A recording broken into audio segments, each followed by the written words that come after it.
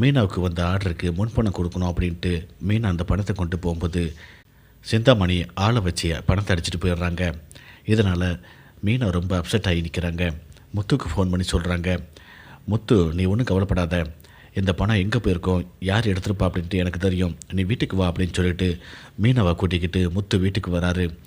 வீட்டுக்கு வந்து பார்த்தா விஜயா ரொம்ப சந்தோஷமாக இருக்காங்க. விஜயா மீனாவை பார்த்து, என்ன மீனா போன கரை என்னாச்சு, வழக்கம் போல் எதுவுமே உனக்கு கிடச்சிருக்காதே, தேவையில்லாத வேலையை பார்க்கறத விட்டுட்டு போய் சமைக்கிற வேலையை பாருப்போ அப்படிங்கிற மாதிரி நக்கலாக பேசுகிறாங்க.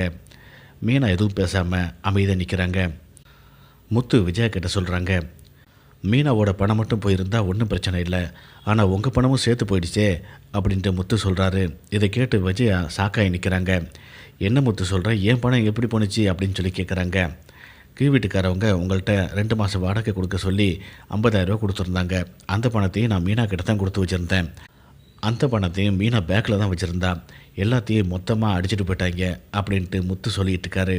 இதை கேட்டு விஜயா பயங்கரமாக அப்செட் ஆகி நிற்கிறாங்க. அந்த நேரம் சிந்தாமணி ஃபோன் பண்ணுறாங்க. ஆர்வ கோளாறில் விஜயா முத்துவை மறந்துட்டு ஃபோன் எடுத்து பேச ஆரம்பிக்கிறாங்க. இங்கே பாரு சிந்தாமணி, உன்னுடைய ஆட்கள் என்னுடைய 50,000 ரூபா பணத்தையும் சேர்த்து அடிச்சுட்டு போயிட்டாங்க, அந்த பணத்தை மட்டும் எனக்கு எப்படியாவது வாங்கி கொடு அப்படின்னு சொல்லிட்டு பேசுகிறாங்க. பேசி முடித்த பிறகு தான் முத்து மீனா பக்கத்தில் இருக்காங்க அப்படிங்கிறதையே அவங்க யோசித்து பார்க்குறாங்க. இந்த மாதிரி கேவலமான விஷயத்தை நீங்கள் தான் பண்ணுவீங்கன்ட்டு எனக்கு நல்லாவே தெரியும்.